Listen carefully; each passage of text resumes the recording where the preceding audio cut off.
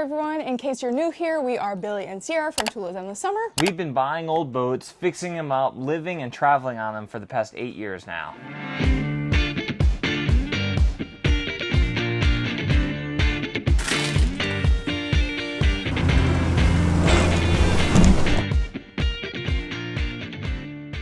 So this last project was a 1978 DeFever 43 trawler that we did in fact buy for $100. We spent a total of 10 months on her. 7 of those months were spent working full-time renovating her, and 3 of those months were spent doing smaller projects and getting to travel on her. So we just recently sold our $100 boat for, drumroll, $89,000. So before you go out looking for an old, cheap boat, let us just give you a total cost breakdown of exactly what we put into this boat to sell it for $89,000, and then you can decide if it's worth it for yourself. Okay, here we go. The initial cost of the boat, yes, was $100, but we also had to pay a broker $2,500. And I know what you're thinking, that math doesn't add up, but the broker was a friend of the owner. The owner lived a couple states away. He was doing little projects for them, and he wanted to get paid, so we get it. So we just kind of added that to the initial price of the boat, equaling $2,600.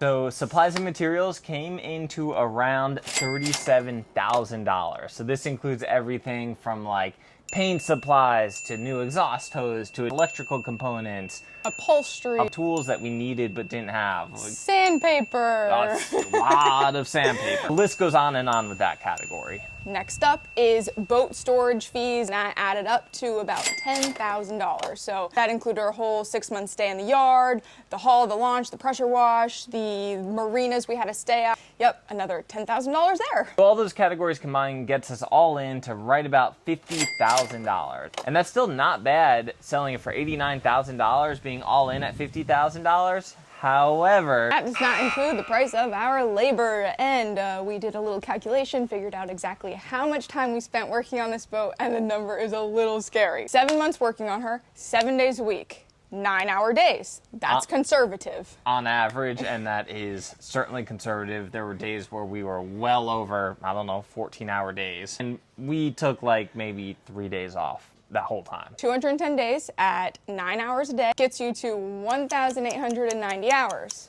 But there's 2 of us, so times that by 2. We are looking at 3,780 hours. That's a long time. So we did some research in the area. You cannot find a marine tech for less than $100 an hour. And in the yard we were in, you weren't even allowed to bring in your own help anyway. Even if you could find someone cheaper, some laborers or whatever, you weren't allowed to bring them into the yard to help you work on your boat. You had to use their labor in the yard, which was at least $100 an hour. Minimum, and that's for like the basics of sanding help, not even like woodworking or electrical or fiberglassing, anything like that. Just the basics of I'll sand your boat, you know? So it only goes up from there. So if we had to pay somebody for that 3,780 hours of labor at $100 an hour, we would be paying $378,000 on top of the $50,000 that we had to spend in supplies and materials. So that is way over the price of $89,000 that we sold her for. So one could argue that we're not professional marine technicians, so how is it fair to compare our labor to $100 an hour marine tech's labor? But like we said already, when you're starting at $100 an hour, you're talking about like sanding the bottom, painting the bottom of the boat, real entry-level stuff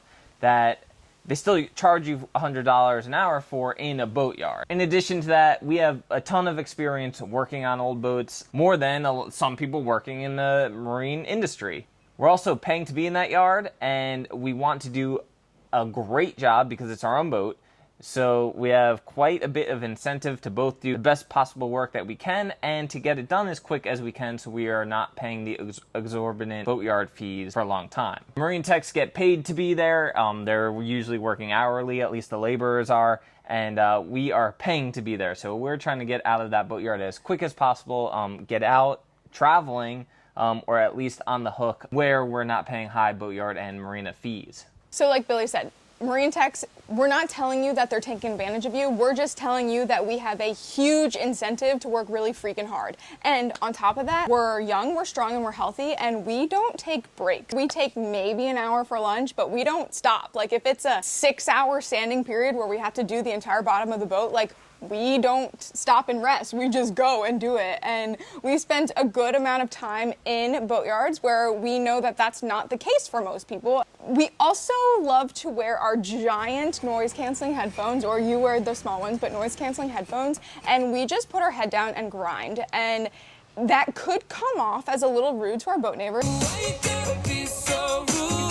And we do feel a little bad, but if we stopped and talked to every single person in the boatyard, everyone has boats. They want to talk about boats. Boats are fun to talk about, but we are paying to be there, and every second of conversation costs us money. So we just put those headphones on and we work and work and work, and it saves us so much time. You wouldn't believe how much time is saved not taking breaks and not stopping and talking and having conversations. Yeah, it's easy to get sucked into having conversations about boats. We're super interested in boats in general, along with every single person in the boatyard, but a boatyard is for getting work done, and that's our philosophy about it. Sometimes, like Sarah said, we do feel like we're being rude, but we will gladly hang out and have a cocktail with you when we are in the water and the work is done. And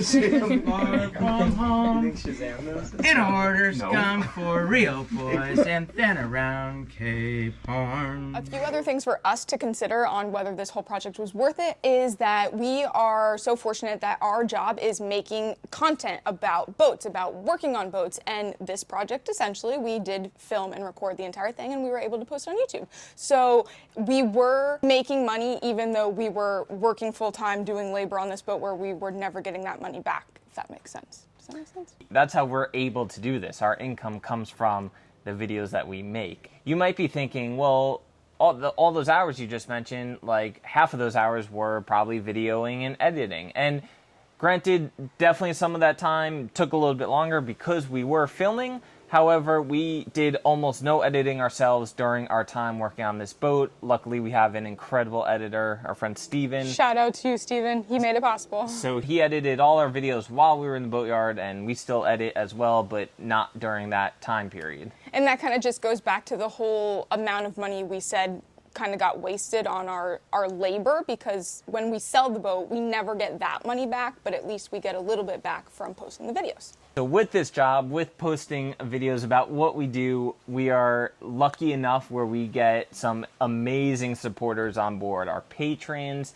our friends, and some huge sponsors as well. So, you know, thanks to people like the Westby family who donated their used but still perfectly running generator and anchor windlass to this project. And then thank you to some of our awesome sponsors like Dakota Lithium and Total Boat, Alex Seal, and Vesper and Boat Outfitters. And we can't forget Lippert. Like, they were an instrumental part of this project. So you could say, like, all that stuff is thousands of dollars in value. So you could add that onto the price of the boat and put that into the value we have into the boat. So if you're still looking at all the numbers, I mean, we have $50,000 into it plus all our time. But if you take all these sponsored and donated items to this project, I mean, you're talking like $20,000 plus in value. So that's even closer to that $89,000 price point that we sold the boat for. But at the end of the day, if you don't include our labor, those sponsored products, like we're still looking pretty good. That's like a $39,000 profit. But at the end of the day, the profit of selling the boat is not really why we start these projects in the first place. It's because these boats give us a place to live and a super cool mode of transportation to go and see new places. If we were looking strictly to make money and strictly to make a profit, honestly, we could have just worked at McDonald's and made way more money in the same amount of time, and I don't know, if that's just not why we do this. The boat work is hard, but we do enjoy it. It's extremely rewarding, especially, like Sarah said, when we get to cruise and live on it full time after all the work is done. And it's our home. So since we're living on a boat, we're not paying for rent or paying a mortgage or doing any of that stuff. Like, we didn't take out a loan for the boat. So granted, the living conditions in the boatyard were not amazing. And if you like took that and put it anywhere else, it would be super cheap rent. But at the end of the day, it saves us money. And then once all the work in the boat is done, like, we have a beautiful floating home. You're like living on a little island. So that is just the coolest thing ever. So with this boat, we got to travel all the way up the Pacific coast from San Francisco all the way up to the Pacific Northwest and up into Desolation Sound in Canada. The first day we left on our trip with this boat, we saw 20 plus humpbacks migrating in the Pacific Ocean. We saw orcas jumping in the wild. We saw grizzly bears from our tiny little dinghy, like feeding on salmon. We had seafood as much as we wanted every single day, and it was just the most amazing thing you could ever imagine. If we wanted to take the experiences we had and go pay someone and pay for a charter boat, that would have cost tens of thousands of dollars to do all of the things that we did. So taking into consideration that when we're like thinking about whether it's worth it, like, by golly, yeah, it is. Like, that would have cost tens of thousands of dollars to do what we did. It's a good point. Like, it's still, someone could 100% go out tomorrow and have similar experiences, not on their own boat, but by chartering another boat. But yes, it's going to cost tens of thousands of dollars, 10, 20, 30 grand, possibly, depending on how long and where. Okay, so if you took all the numbers into consideration, if you're not including the labor and not including sponsored products, yeah, $39,000 isn't a lot of money for 2 people in 1 year. However, things we did, the places we got to see was 1,000% worth it. And even if you did take all those numbers in consideration and said we lost a lot of freaking money on this project, it's still worth it. It is still 1,000% worth it, because we would have been paying rent somewhere. We would have had to pay someone to go take us on these trips. We would have had to pay someone to do all that other stuff. Like, we did it on our own. We talk about this all the time. If we did just want to make a profit on flipping boats, we would look at those kind of sources on where you can find cheap boats. For example, auction sites, boat yards looking for boats that are no longer being paid for, Facebook Marketplace, boats that aren't advertised well. Those are all kind of examples of where we find boats in the past. But we could find a boat that has a name for itself, buy it at a good price, pressure wash it, get some of the basic systems working, post it again with better photos, better description, and that's probably the easiest, fastest way to make the most amount of money when it comes to flipping boats. Not the in it for the long run because we want to travel and everything has to work perfectly because we're going to be living on it kind of a sense. So there are ways to make money on boat flipping, just not really the way that we do it. And honestly, not the way that most people think you could either. Because we do find ourselves in boat yards filled with boats that people started doing a project on. They didn't take into consideration how much it would cost, how much time it would take. They were trying to work a full-time job and they just gave up on it. So you have to take everything into consideration, and that's why when we do look for a boat, we have strict criteria that all the boats have to hit before we even consider like taking on a project. We've said this before in a previous video, but if you do find yourself in the situation where you took on a project boat, you are in over your head because it's too much work, or the boat is too far gone, or it's becoming too expensive. Try to be aware that that's a possibility beforehand, and if you do find yourself in that situation, do the responsible thing. Don't just abandon that boat somewhere in a boatyard or anywhere. Dispose of it properly if it needs to be crushed or whatever, or sell it to someone else who might be able to take on that project. Those kinds of scenarios that happen to be abandoned in boatyards, such as the one we were in, just make a bad name for anyone else trying to do the same sort of thing, including us. It just makes it a little bit harder for us to have a relationship with the boatyard, for them to trust that we're going to get this project done and get this boat out of their yard. That's just some words of wisdom to people out there. Because there were definitely people in the boatyard making bets that we were never going to leave the boatyard because it was one of the hundreds of boats they've seen before. It comes in all ratty, 2 young kids thinking, oh, we're going to make this better, and then they run out of time, they run out of money, and they give up, and then the boatyard's stuck with it. So I think...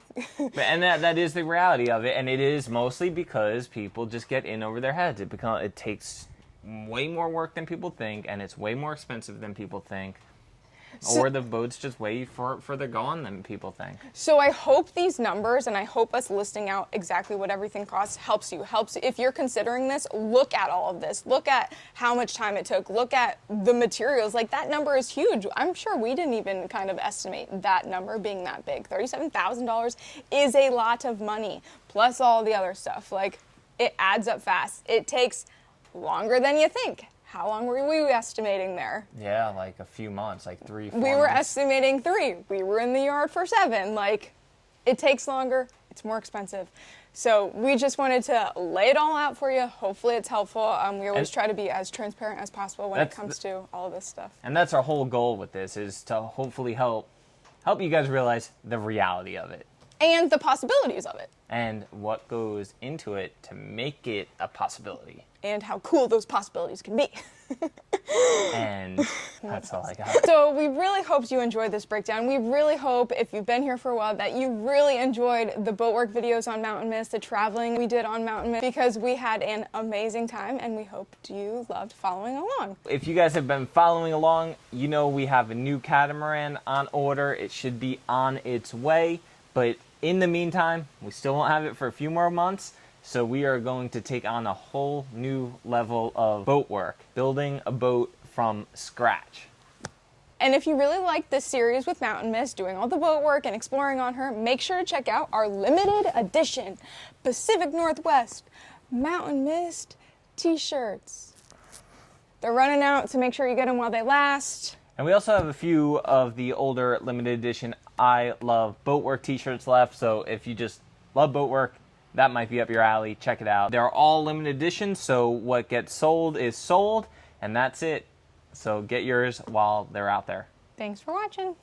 We can't end this video without a little shout out to the Tula rig, because selling her helped cover the cost of all the numbers we just went over. Each project leads to the next, and we can't wait to keep bringing you along.